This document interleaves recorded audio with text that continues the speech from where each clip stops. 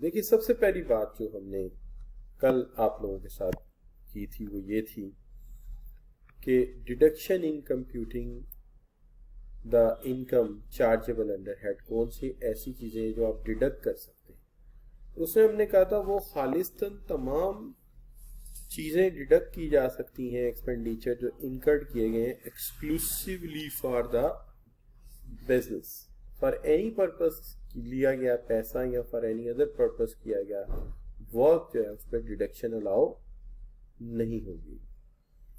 दूसरी बात ये भी हुई थी कि आपको यहाँ तो है पर्टिकुलरली जो लाइफ स्टॉक है उसमें थोड़ा सा ख्याल रखना पड़ेगा कि अगर आप एक एनिमल से काव खरीदते हैं और वो काव जो है वो फॉर द बुचरमैन जो है वो एक स्टॉक है, चूंकि उसने खरीदी है, कल तक बेच देगा, परसों तक बेच देगा, ज़िबा करेगा, उसको बेच देगा।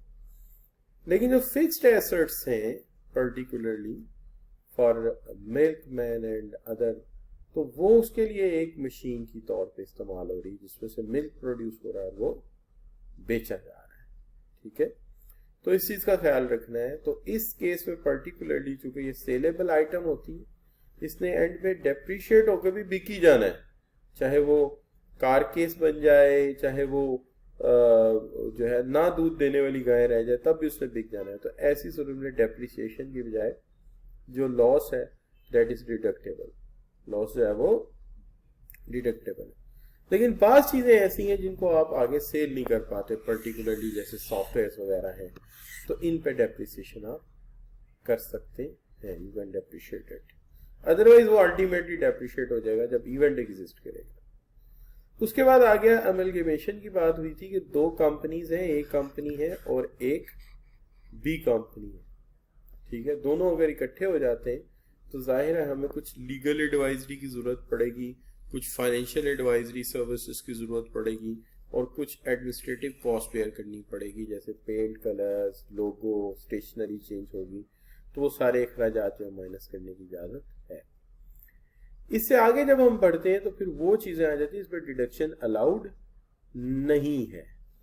उसमें पर्टिकुलरली डिडक्शन अलाउड के अंदर हमने कहा था कि एक हमारा बिजनेस है जिससे हम मुनाफा कमाते हैं, उस बिजनेस पे लगने वाले टैक्स का एक ही नाम है जिसे हम कहते हैं इनकम टैक्स।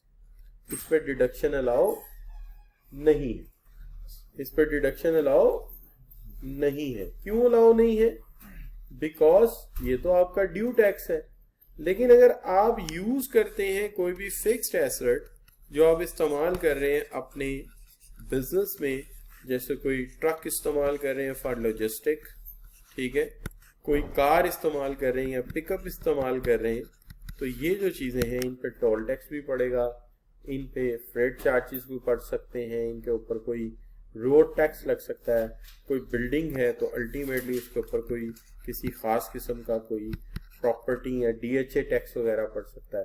तो ये सारे जो है ये डिडक्टेबल हैं, क्योंकि ये बिजनेस की जो है वो सब्सट्रैक्शन का या बिजनेस के ऑपरेशन का हिस्सा है और एक्सपेंसिव है, नेचुरली क्या है, एक्सपेंसिव।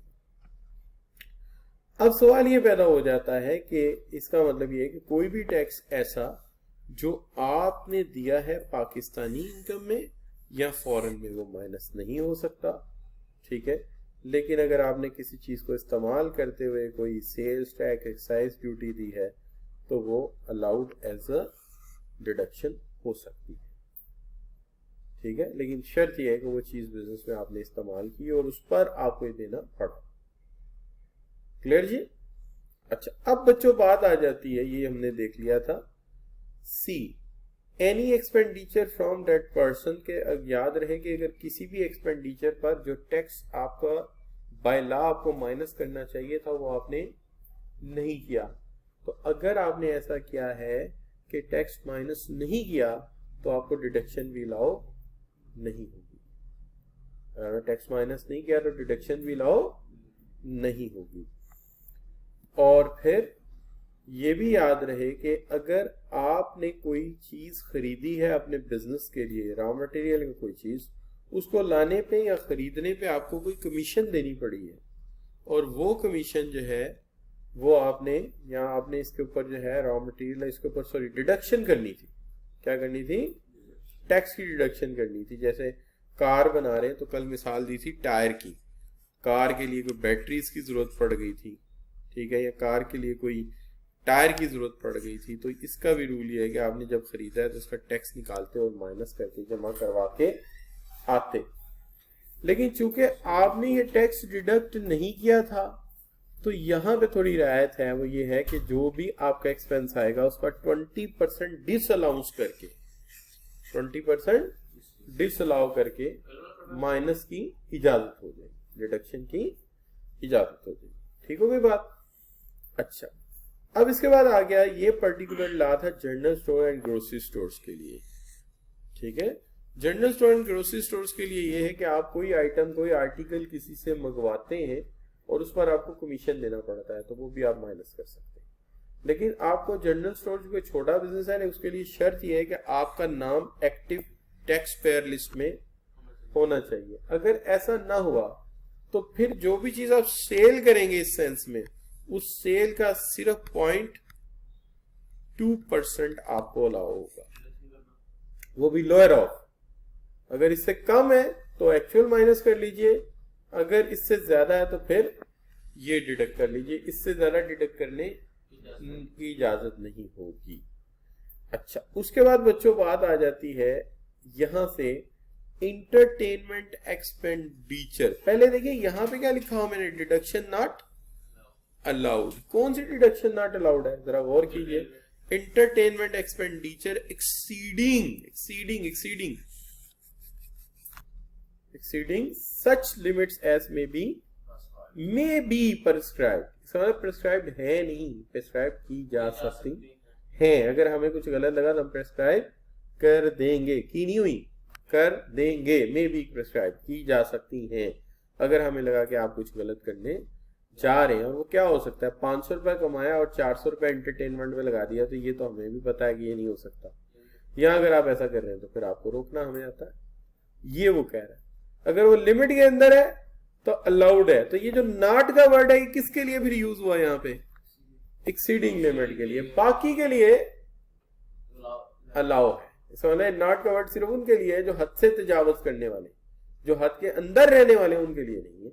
और उसके अंदर क्या है, a deduction for entertainment expenditure shall be allowed if the expenditure incurred wholly and exclusively for the purpose of business। अगर एक्सपेंडिचर टोटली कारोबारी मकसद के लिए, मकसद कारोबारी या बिजनेस एक्टिविटी किया गया तो वो तुम माइनस कर सकते हो।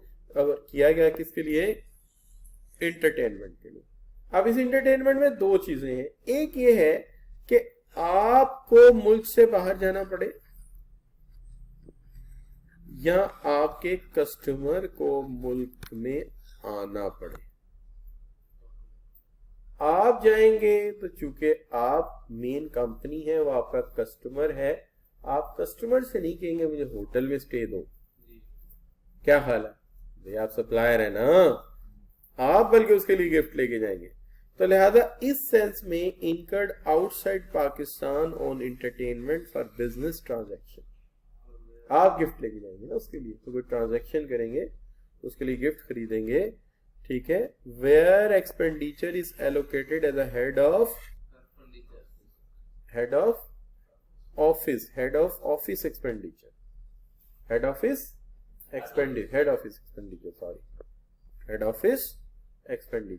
ऑफिस के एक्सपेंडिचर। तो जाहिर है आपका कस्टमर है तो आप उसके लिए गिफ्ट लेके जाएंगे, खर्चा तो आएगा, फिर जाएंगे तो ट्रांसपोर्ट का खर्चा भी आएगा। लेकिन जब वो आएगा तो वो चूंकि आपका कस्टमर है तो you have to offer the hotel and like that thing, क्या ख्याल है। तो जब वो आपके पास आएगा, इनकर्ड पाकिस्तान और entertainment of foreign customer and supplier, और सप्लायर भी अगर कोई सेंसिटिव प्रोडक्ट है, आप कंप्यूटर बना रहे हैं और इंटेल वाले आए हुए हैं तो मामला खासा संजीदा है, ठीक है, देना पड़ेगा, बड़ी कंपनी। अच्छा, incurred on entertainment of customer at the persons business premises. Person से मुराद यहाँ कारोबार है, अपने प्रेमिसेस के अंदर भी पार्टी हो सकती है, क्या हाल है, आपकी बिल्डिंग, आपके ऑफिस में उसमें भी खर्चा आ सकता है, और वो सप्लायर और कस्टमर का भी आ सकता है, और वो ये भी हो सकता है कि आपको एजीएम करनी पड़ गई किसी स्पेशल इशू पे, तो शेयर होल्डर आ गए, उनके साथ भी कोई गिव एंड टेक का मामला हो सकता है, और कोई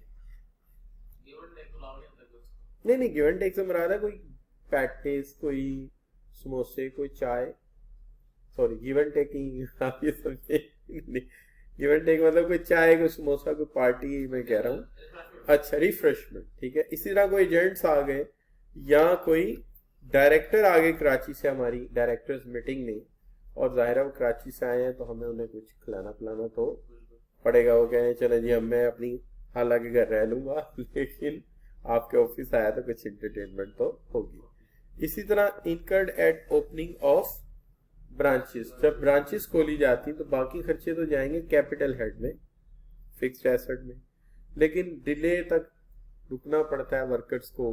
अब रात 11 बजे तक आपके पास वर्कर रुके हुए काम कर रहे हैं कुछ जरूरी किस्म का, तो not dinner is your responsibility, dinner का टाइम हो गया तो आपको डिनर ऑफर करना पड़ेगा। क्या ख्याल है बच्चों? सो this is what is very important, ये सारे काम जो हम होते हैं। तो इसका मतलब ये है कि अगर ग्राहक हमारे पास आ गया या हम उसके पास चले गए तो जो अखराजात आएंगे, या हमारे प्रेमिसेस में आ गया, या हमारे शेयर होल्डर आ गए, या हमारे एजेंट्स आ गए, या कोई डायरेक्टर साहब आ गए, उनकी इंटरटेनमेंट हो गई, या हम नई ब्रांच खोल रहे हैं और उसके अंदर कुछ इंटरटेन करना पड़ गया वर्कर्स को, तो जाहिर है वहां जाने आने का खर्चा भी हम डाल सकते हैं, तो ये सारे इसमें इंक्लूड होंगे। लेकिन इसमें एक शर्त है, ऐसा नहीं है कि a deduction will be allowed where expenses incurred on persons related directly to business. ये खर्चे सिर्फ उसके तुम डाल सकोगे जिस बंदे का बकायदा बिजनेस से ताल्लुक है। ऐसा नहीं कि आप गांव से 2 बंदे ले जाइए, मेरा खालू है, मेरा मामू है, खाते बड़ा अच्छा है तो मैंने कहा चलो इनको भी साथ ले जाते। So this is not the part of business, there strictly that the person should be related with the business, बंदा बिजनेस से मुतल्लिका ही होना चाहिए। और तीसरी बात यह है कि in this rule entertainment means provision of meal, refreshment and reasonable layer facility, यानी कोई रीजनेबल लेयर फैसिलिटी, कोई रिक्रिएशन की अच्छी लेयर फैसिलिटी, रिफ्रेशमेंट और कोई होटल वगैरह भी हो सकता है, in accordance with the tradition and norms of Pakistan, Pakistan की ट्रेडिशन और नॉर्म्स के मुताबिक। आप ये नहीं कह सकते कि जी वो चूंकि आया था अफ्रीका से तो वो मारवाना पीता था तो उसके लिए भांग उठना पड़ी, उसका खर्चा इतना आया, उसको पक्का सिगरेट पिलाया उसका खर्चा इतना आया, थोड़ी सी फ्यून खरीदनी पड़ी उसका खर्चा इतना आया।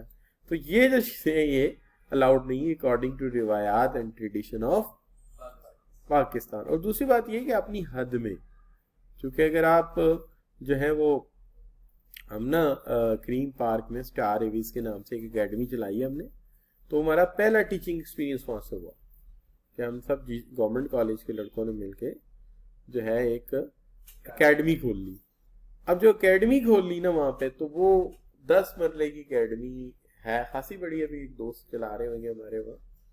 तो वो वहां पे हमने एक रिवायत ये रखी हुई थी कि बसंत पे कहीं ना कहीं से गोरे ढूंढ के लाने हैं जो बसंत बनाए एकेडमी की छत पे, क्योंकि सारा मोहल्ला देखे कि हमारा स्टेटस बड़ा डिफरेंट है। तो वो क्रीम पार्क का इलाका, वो हमने कहीं माल्टा साइप्रस के लोग पकड़ लेने, उनको हमने कहीं ना कहीं से अरेंज करके वहां ले आना। तो सारे साल की हमारी जो एडवर्टाइजिंग कॉस्ट आती थी, this cost is much more than that. लेकिन अगर हम टैक्स में उसको डाल दें तो टैक्स वाले रोना शुरू कर देंगे कि यार ये तो इतना तुम्हारी फसली नहीं है जितना तुम खर्चा कर रहे हो, ठीक है ना। तो इसमें आप इस तरह से इसको डील कर लेते हैं। क्लियर बच्चों? No problem. अच्छा जी, तो यहां तक इशू बिल्कुल सही है, क्यों भाई? आगे चले, ठीक है। अच्छा बच्चों, अब यहां पे आ गया एक no, it's a big no. Why this no is there? वो कहता है कि ये वाला नॉट लगा दो इन चारों पॉइंट्स के साथ। क्या? Any contribution made by person, person से मुराद है बिजनेस, बिजनेस ने अगर कोई कंट्रीब्यूशन किया, किसमें? शाबाश, प्रोविडेंट फंड में जो रिकग्नाइज्ड नहीं है, नॉट लगाए ना, नॉट इसके साथ लगेगा, नॉट अ रिकग्नाइज्ड फंड। अच्छा, not an approve pension fund, उसमें कंट्रीब्यूशन कर दिया, नॉट एन अप्रूव क्या है, सुपर एनुएशन फंड, ये डिस्कस हो चुका है क्लास में, और नॉट अप्रूव्ड ग्रेचुइटी, इसके अंदर आपने शामिल नहीं किया, यानी ये नहीं अप्रूव्ड नहीं है, तो आपको इस पे क्या अलाउ नहीं है, डिडक्शन नॉट अलाउड।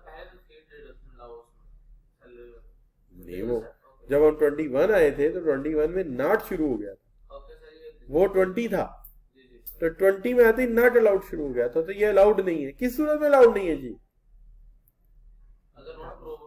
अगर नॉट अप्रूव्ड है और आप कंट्रीब्यूशन कर रहे हैं।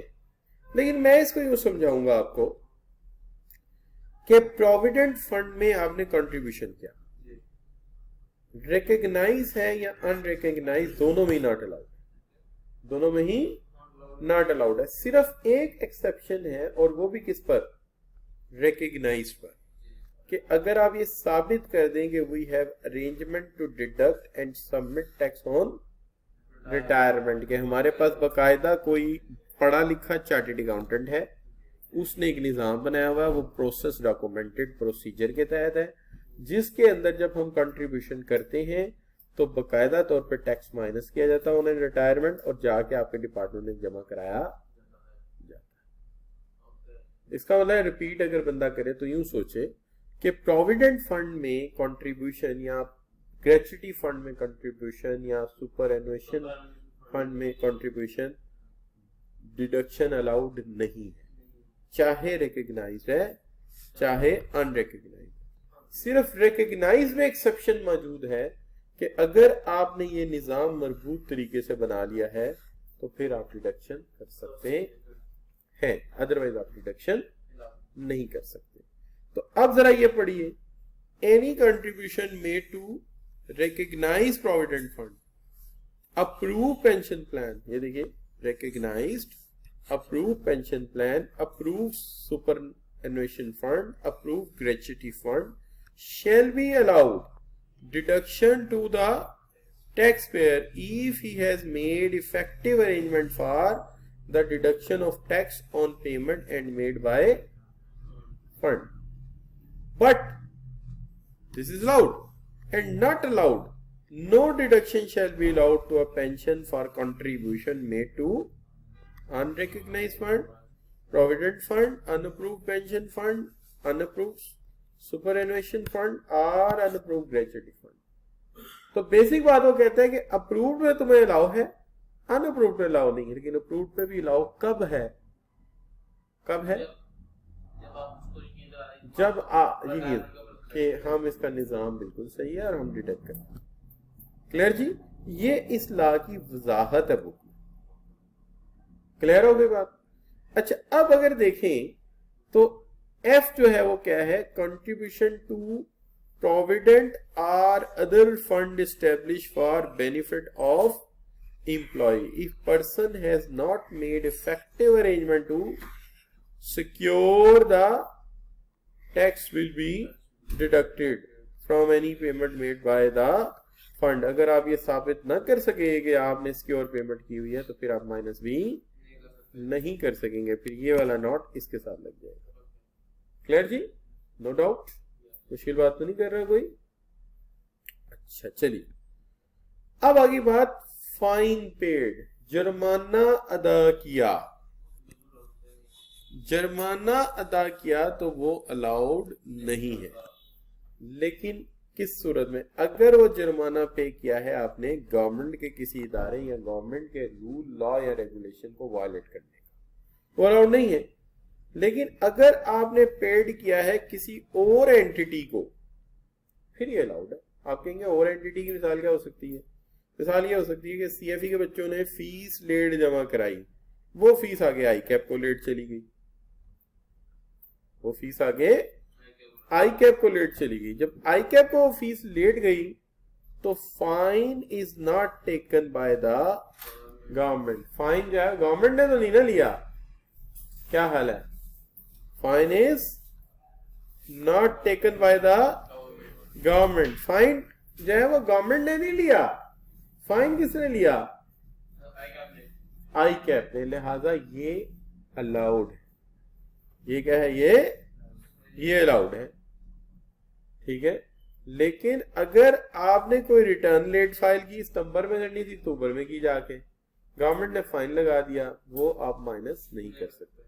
लेकिन अगर गवर्नमेंट के अलावा गवर्नमेंट की एजेंसी, स्टेट बैंक हो गया, गवर्नमेंट हो गया, एफबीआर हो गई, वो अलाउड नहीं है। लेकिन कोई और इदारा हुआ गवर्नमेंट के अलावा, तो फिर आप माइनस कर सकते हैं। इसकी एक और मिसाल हो सकती है, हमने रिटर्न लेट जमा कराई, एफबीआर ने फाइन कर दिया, ये डिसअलाउ, ये माइनस नहीं हो सकता। लेकिन हमने अपना बिल बोर्ड के सामने एक दरख्त था वो काट दिया।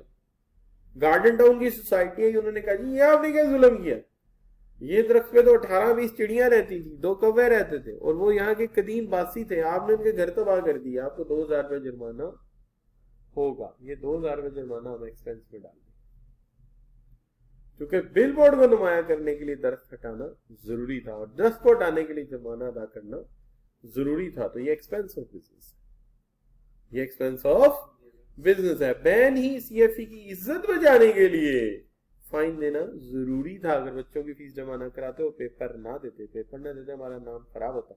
उसको बचाने के लिए हमने ये जो किया, ये एक्सपेंस ऑफ बिजनेस है, तो ये अलाउड है। तो बाद जुर्माना एक्सपेंस ऑफ बिजनेस बन जाता है ना बच्चों। जैसे बात मौलवी कहते हैं कि अगर आप जानबूझ के रिश्वत दें उस चीज के लिए जो आप अलाउड नहीं है, आप मेरिट पे नहीं आ रहे, रिश्वत देकर चीज लेते हैं, ये रिश्वत, लेकिन आप डिजर्व करते हैं और दूसरा रिश्वत दिए बगैर काम नहीं करता, तो वो रिश्वत नहीं, वो ग्रीस मनी है।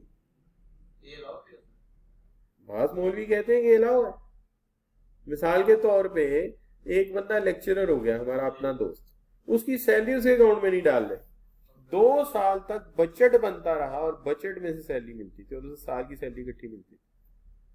क्लर्क ने कहा अगर तुम ये चाहते हो कि हर महीने सैलरी तुम्हारे अकाउंट में आए तो हमारी कुछ खिदमत पानी देनी पड़ेगी। वो खिदमत पानी देना क्या रिश्वत है? अब ये 2 अलग अलग राय है। एक में वो रिश्वत है, उसने नहीं दी, वो 3 साल तक ऐसा ही करता रहा और जब भी कभी क्लर्क चेंज हुआ जाकर उसने काम करवाया। जज़ाकल्लाह, बड़ी अच्छी बात है। लेकिन दूसरे ने क्या किया, उसने जब लेक्चरर हुआ तो वहां खाना पकाया, उन क्लर्क्स को दावत में बुला लिया और फिर जाके कहा आप तो हमारे दोस्त हैं, ये काम ही कर दें। उन्होंने कहा सर ये तो काम ही कुछ नहीं। समझिए ना बात। तो जो आलिम है बात, वो कहते हैं कि I don't know, I am not आलिम। तो इसी तरह ये भी कुछ ऐसा ही केस है कि वो जुर्माना जो गवर्नमेंट को दिया उसी को देके उसी के खजाने में डाका डाल रहे हैं, यानी उसी को जुर्माना दिया और उसी को टैक्स कम दे रहे हैं उसकी वजह से माइनस करके। तो ये तो लाभ नहीं है। लेकिन दूसरे का है तो फिर ठीक है। तो इसका मतलब ये हो गया कि ये मैं सही नहीं कर सका, ये जब पुराने नोट्स से मेरे, तो मैंने सिर्फ इतना सही लिख दिया, fine penalties paid government such as penalty for not paying income tax और penalty for not paying fulfilling requirement are not allowed as a, इधर देखो ना, not allowed as a deduction. However, the penalty for not fulfilling a business contract will be allowable expense because it is not a violation of rule or regulation. Clear जी? अच्छा बच्चों, अब आ गया क्या जी, बाज़ औक़ात ये होता है कि ए, बी और सी ने मिलकर कारोबार किया। अब सी कहने वाला यार तू चुप करके ना विचों पैसे मैंने फड़ा दी, टैक्स बच जाएगा। किवें फड़ा देगा? उन्होंने कहा जी इस बड़ा आसान, मैं तुझे बताता हूँ, तू ऐसा कर, तू ये शो कर कि एक रिजर्व फंड है या कैपिटल फंड है, मैंने उसके लिए दिया था तुझे कर्ज बिजनेस को, अब तुम इसका इंटरेस्ट मुझे दे रहे। उन्होंने कहा सी कौन है? उन्होंने कहा जी सी हमारा पार्टनर है, क्योंकि ये ला एओपी के लिए बना, और any amount carried out to a reserve या कैपिटलाइज्ड इन एनी वे, जो उसके सरमाया में से निकाल के दिया जा रहा है कि ये तो कर्जा लिया था इससे। नहीं, पहले तुम तीनों ने कंट्रीब्यूशन किया और तुमने एओपी बनाई। अब तुम क्या कर रहे हो, ये काम कैसे कर रहे हो, टॉप सीक्रेट, चुप करके कैपिटल में से पैसा दे रहे हो, तो उधार लिया था इससे। नहीं नहीं नहीं नहीं, ये नहीं हो सकता, इट इज नॉट अलाउड, ये डिडक्शन अलाउड नहीं है। तो कहते हैं any personal expenditure incurred it refers to drawing. Drawing का मतलब क्या होता है, पैसा निकालना। Means a drawing in accounting term include any money that is taken from business account for personal use. ये मैंने वहां से मैंने कहा जरा डेफिनेशन ऐड कर दूं, किताब में नहीं थी, इजाफी है। तो ड्राइंग जो है कर ली, क्या ड्राइंग कर ली शाबाश, पैसा उसमें से स्पेशली निकाला और निकाल कर दे दिया। मैंने कहा नहीं, ये पर्सनल यूज के लिए हम अलाउ नहीं करेंगे, ये ड्राइंग है। अच्छा जे, any profit on debt, brokerage, commission, salary, बाहर कमीशन दे दो, इजाजत, ठीक है जी, किसी और को कुछ दे दो, इजाजत। लेकिन अगर वो तुम्हारा क्या है, ना ना ना ना ना, अगर क्या है वो तुम्हारा मेंबर ऑफ एसोसिएशन और वो कमीशने ले रहा है, मैं सिगरेट लेके आया हूं, निकालो 500 रुपए, 5000 रुपए, मैं फलां चीज शॉप के लिए लेके आया हूं, निकालो ये चीज, मैं फलां माल लेके आया हूं, निकलवा के लाया हूं, इतने पैसे निकालो, वो कमीशन नहीं ले सकता। Deduction is not allowed, deduction allowed नहीं है। ये तो ऐसे हो गया ना, घर में बैठे बैठे आपने कहा जी मेरी इनकम जो है जनाब, आपको टैक्स देना पड़ा है 10 लाख पे, आपने अब क्या करना शुरू कर दिया, बेगम ने चाय बनाई थी, 60 रुपए फी कप सर्विस चार्ज देना पड़ा, तो 120 रुपए ये हो गए। उसके बाद में खाना पकाया था 500 ये हो गया। आपने महीने का जनाब उसके कोई 4 लाख में महीना बीवी के खर्चे निकाल दी, और इसके बदले उसने एहसान की जूतियां खरीदी, ठीक है जी, इसके बदले उसने जो है फलां फलां कंपनी के परफ्यूम खरीदे, तो ये इसके बदले देने पड़े, लिहाजा मेरी आमदनी। इस तरह तो हर बंदा यही करेगा। क्या हाल है, क्यों जी, है कि नहीं? तो ये आप कह दें जी सारा कार ही बराबर हो गया, नहीं ऐसा नहीं हो सकता, है ना। कर सकते हैं ना, ऐसे बड़ा आसान है, आमलेट बनाया चलो 50 रुपए हो गए, तो करते करते इनकम तो बस 2000 है, इसमें टैक्स नहीं, सारी इनकम ही खत्म हो जाएगी। का ये नहीं है। अच्छा बच्चे ये ठीक है, क्लियर है बात? अंदर में आपस में कमीशन, अंदर में आपस में पैसे का लेन देन, अंदर में आपस में इंटरेस्ट पेमेंट, डिडक्शन अलाउ नहीं है, क्योंकि तुम सारे पार्टनर हो, तुम्हारा सारा पैसा कैपिटल का हिस्सा है, रिजर्व फंड का हिस्सा है। अच्छा बच्चों ये जो लाया ये थोड़ा सा मुझे टेक्निकल लगा था, मैंने उसको उर्दू भी लिख दी। मैंने कहा कोई बच्चा हो सकता है कल को भूल जाए, और कल को यानी भी तो मैं पढ़ा लूंगा जैसे भी है, लेकिन कल को भूल जाए तो उर्दू साथ लिखी होगी तो फिर उसे याद रहेगा कि मैंने क्या पढ़ाया था। अच्छा जी, any expenditure for a transaction paid under a single account head whose total exceed by ₹2.5 lakh. कारोबार के मसले में कोई भी एक हेड, कितना, एक हेड, उसका खर्चा 2.5 लाख से ज्यादा हो जाए, ठीक है, तो वो आप डिडक्ट नहीं कर सकेंगे अगर आपने वो कैश में किया। अगर वो आपने कैश में किया है तो आप माइनस नहीं कर सकेंगे। लेकिन अगर आप वो पेमेंट करेंगे किस तरह से, डिडक्शन अलाउ हो जाएगी। कब अलाउ हो जाएगी? अगर तुम क्या करो, क्रॉस चेक से करो, ठीक है, क्रॉस बैंक ड्राफ्ट से करो, या कोई और क्रॉस बैंकिंग इंस्ट्रूमेंट इस्तेमाल करो जिससे ट्रांसफर ऑफ अमाउंट ट्रांसपेरेंटली नजर आ जाए कि टैक्स पेयर ने पैसा यहां इस्तेमाल किया है, तो फिर वो माइनस कर सकता है। इसका मतलब जहन में क्या लाएं, कारोबार के किसी भी हेड में 2.5 लाख तक की पेमेंट मामूली खर्चा होती है, कैश में हो गई कोई बात नहीं, माइनस कर लिया, इजाजत है। लेकिन अगर क्या हो गई, एक्सीड कर गई 2.5 से, फिर कैसे करोगे? फिर बैंकिंग चैनल यूज करो। बैंकिंग चैनल यूज करोगे तो क्या होगा, फिर आप डिडक्शन कर सकते हो, और अगर ना की तो डिडक्शन अलाउड नहीं होगी। कैसे नहीं होगी, ये जरा थोड़ा सा सोचना पड़ेगा। इस लॉ को इस तरह समझना पड़ेगा कि यहां पे थोड़ी सी मिथ आ जाती है। वो मिथ ये आ जाती है जिसको मैंने यूं कवर किया है, इफ एक्सपेंस रिलेटेड टू, 5 चीजें ऐसी हैं जो हमारे कल्चर में कैश ही होती नहीं, कैश ही हो रही है अभी तक ज्यादा। उसमें एक है बिजली के बिल, हम अपने वर्कर को कैश पैसे देते हैं, जा याद जमा करा, होता नहीं होता। अच्छा कोई बिल्टी आती है, छुड़ाने जाता है, फ्रेट चार्जेस, हम अपने ड्राइवर को हमेशा क्या करते हैं, कैश में देते हैं, वो पिकअप पे जाता जाके ले आता है। आप ट्रेवल करते हैं, किराया कभी चेक में नहीं दिया जाता, हमेशा कैश में दिया जाता है। आप खत पोस्ट करते हैं, उसकी टिकट लगाते हैं, हमेशा कैश में। वोचर लेने जाते हैं या स्टैम्प पेपर पोस्टेज लेने जाते हैं, स्टैम्प्स, वो भी कैश में। और टैक्सेस भी आमतौर पे लाइन में लगे होते हैं बैंक के पास, वो भी कैश में, तो कैश में होते हैं। तो ये जितना मर्जी हो कैश में, ये yes allowed even if paid in cash, यानी 1 2 3, यानी 1 utility, 2 freight, 3 travelling, 4 postage, 5 taxes. जितने मर्जी जितने मर्जी कैश में दिए, क्या है, अलाउड है, एक्सपेंस। लेकिन इनके अलावा अगर कोई है, इन 5 के अलावा, if other expenses like rent, repair expenses, annual total, यानी साल पूरे में 2.5 लाख से एक्सीड ना करें, तो ये भी कैश में कर दो। लेकिन अगर 2.5 लाख से एक्सीड कर गए तो फिर क्या होगा, ठीक है, फिर ये कैश में पे नहीं होंगे, ठीक है, कैश में पे नहीं होंगे। वो तो जितने मर्जी करो, वो 5 जो मर्जी करो, कैश में अलाउड है। अच्छा अब यहां पे जो आ गए, रेंट आ गया, और कोई चीज आ गई, रिपेयर आ गई, ये 2.5 लाख से कम है, ये भी कैश में कर लो। लेकिन ये 2.5 लाख से ज्यादा है और कैश में कर दिया, तो फिर क्या होगा,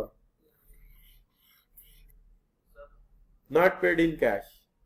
तो फिर can be paid in cash अगर इससे कम है, लेकिन अगर इससे ज्यादा है तो किस में करो, चेक में करो।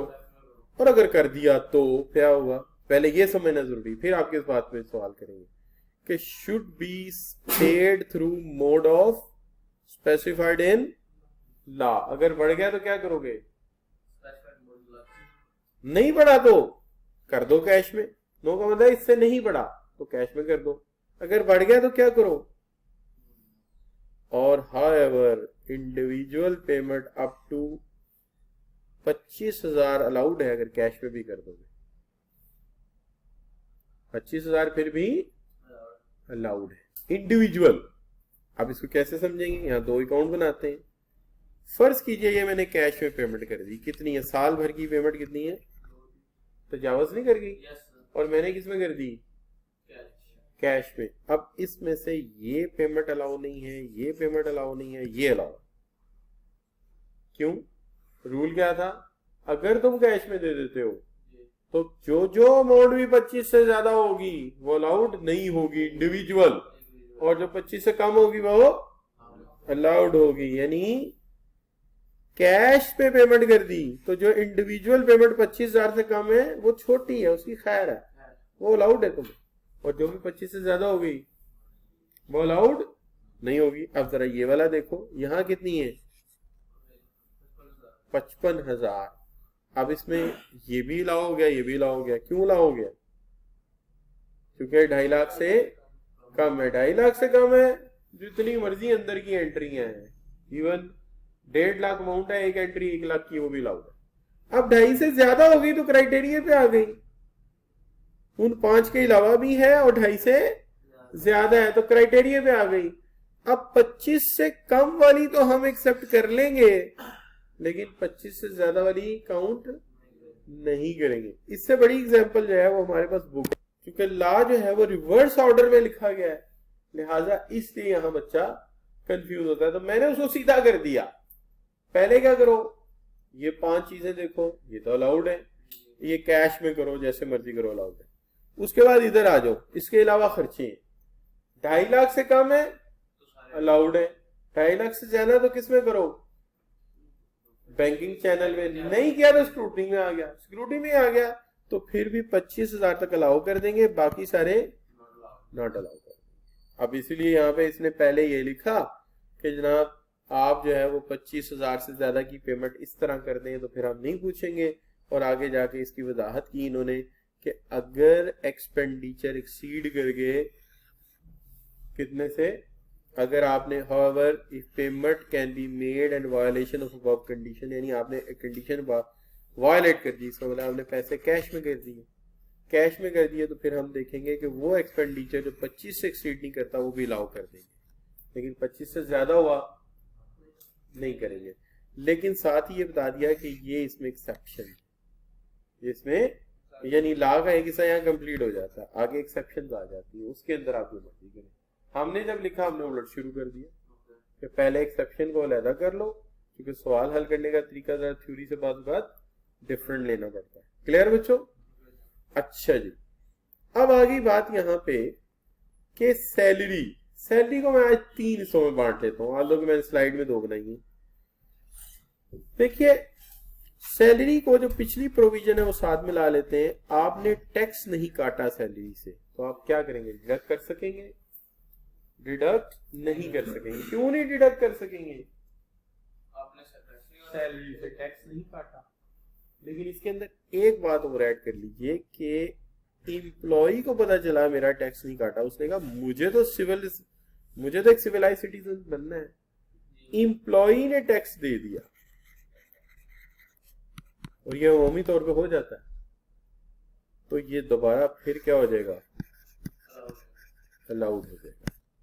ये अक्सर होता है, हम पूछ रहे थे आप टैक्स काट के देंगे या टैक्स काटे बगैर देंगे, यानी हम टैक्स काट के देंगे, तो फिर तो ठीक है, तो फिर तो ठीक है, टैक्स काट दिया आप डिडक्ट कर ले। अगर नहीं काटा तो हमेशा एम्प्लॉयर आपसे कहेगा कि आपने टैक्स अरेंजमेंट करनी है। आम तो छोटे बिजनेस में ये हो जाता है, टैक्स अरेंजमेंट आपने खुद करनी, लेकिन प्लीज कर लेना ताकि मैं सैलरी डिडक्ट करूं तो मुझे कोई मसला ना हो। क्लियर बच्चों? लेकिन एक और आ गई आज बात, तो आज फिर बात ये समझ आई कि अगर सैलरी से टैक्स डिडक्ट किया है तो डिडक्शन अलाउ है, और अगर नहीं किया तो, और अगर एम्प्लॉय ने टैक्स दे दिया फिर अलाउ हो जाएगा। एक और बात सामने कर लीजिए जो एक्चुअली हम पढ़ना चाह रहे थे, वो ये है कि हर वो सैलरी जो 25,000 तक की है, कितने की है? 25,000 तक की है, वो कैश में दी जा सकती है। यानी चौकीदार को, ड्राइवर को, जो लोग 25,000 से कम सैलरी ले रहे हैं वो अलाउड है। लेकिन यहां क्या लिखा हुआ? 25 से ज्यादा हो गई तो फिर नॉट अलाउड। 25 से ज्यादा नॉट अलाउड है। अगर 25 से ज्यादा तो किस में दें? बैंकिंग चैनल के थ्रू, बेशक वो बैक्स वाला सिस्टम यूज कर ले। इसका मतलब है जब भी ये सवाल आए हमने सबसे पहले सोचना है क्या टैक्स काटा था, टैक्स काटा डिडक्ट कर लो, नहीं काटा तो क्या एम्प्लॉय ने टैक्स दिया था, दे दिया था फिर भी डिडक्ट कर लो, नहीं दिया तो ना करो।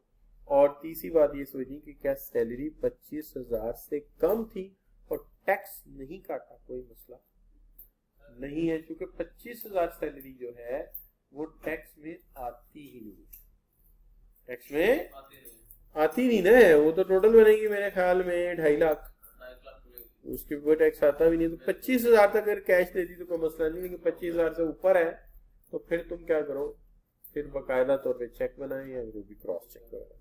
ठीक होगा बच्चों? अच्छा जी, आखिरी बात और लेक्चर वाइंड अप करने आई थॉट के टाइम भी हो ही गया, 2 मिनट रह गए सिर्फ मेरे पास। अच्छा जी, any expenditure of capital nature, मसला ये जो टैक्स देने वाले हैं, टैक्स जमा कराने, वो अकाउंटेंट नहीं है, वो क्या करते हैं? अच्छा जी, हमने जो है जी ये चीज खरीदी, हमने पेपर खरीदे, हमने स्टेशनरी खरीदी, उसके साथ ही वो लिख देते हैं हमने कंप्यूटर खरीदा और हमने मशीन खरीदी, तो सारे को डाल देते हैं एक्सपेंस। उन्हें इसकी समझ नहीं है। तो लॉ मेकर ने कहा कि डेप्रिसिएशन एंड अमोर्टाइजेशन तुम्हें अलाउड है, लिहाजा ये डेप्रिसिएशन और अमोर्टाइजेशन हमें पढ़नी पड़ेगी, जैसे आपने अकाउंट्स में पढ़ी है, मेरा हाल R1 में आपने पढ़ी हुई, रिपोर्टिंग 1 में आप पढ़ रहे हैं, तो ये यहाँ पे पढ़ेंगे। तो जब हम ये कोर्स कंप्लीट कर रहे होंगे फिर आप कहेंगे सर जी छोड़ा गया सारा कुछ, ही तो पढ़ना पड़ा। तो ऐसे ही होता है, करना पड़ता है। तो बहरहाल ये है कि तुमने अगर पेपर खरीदे हैं, ठीक है, माइनस करो, ये तुम्हारा एक्सपेंस है। स्टेशनरी उसके अलावा कोई खरीदी, माइनस करो। कोई और चीज खरीदी है, लेकिन अगर तुमने कंप्यूटर खरीदा है, मशीन खरीदी है, तो वो तुम्हारा एक्सपेंस नहीं है, एक्चुअली वो तुम्हारा फिक्स्ड एसेट टाइप का खर्चा है। और फिक्स्ड एसेट पे तुम क्या कर सकते हो, डेप्रिसिएशन माइनस कर सकते हो। अब उसके अंदर तफसील में चले जाएंगे, क्योंकि अभी तक जो डेप्रिसिएशन में बात हुई है वो दो तरह की आपके साथ हुई। एक तो आपने डेप्रिसिएशन ये पढ़ी आज के माइनस हो सकती है, आपको पता चला यस इट इज डिडक्टेबल, ठीक है जी, इसमें डिडक्शन अलाउड है। लेकिन इसके अंदर दो तरह की बातें आपके साथ हुई थी कि वो चीजें जो आगे नहीं बिकती उसकी डेप्रिसिएशन निकाले और माइनस करे, लेकिन वो चीज बिक सकती है, जैसे काउ, उसका इवेंट एग्जिस्ट करने पर, इवेंट एग्जिस्ट करेगा तो आप उसको कर लें। लेकिन बाकी तफसीलात ऑब्वियसली हम आगे चलेंगे तो फिर इंशाल्लाह पढ़ेंगे। अभी तक आपकी अंडरस्टैंडिंग कैसी है? ठीक है जी, A1 जा रही है, दैट्स गुड।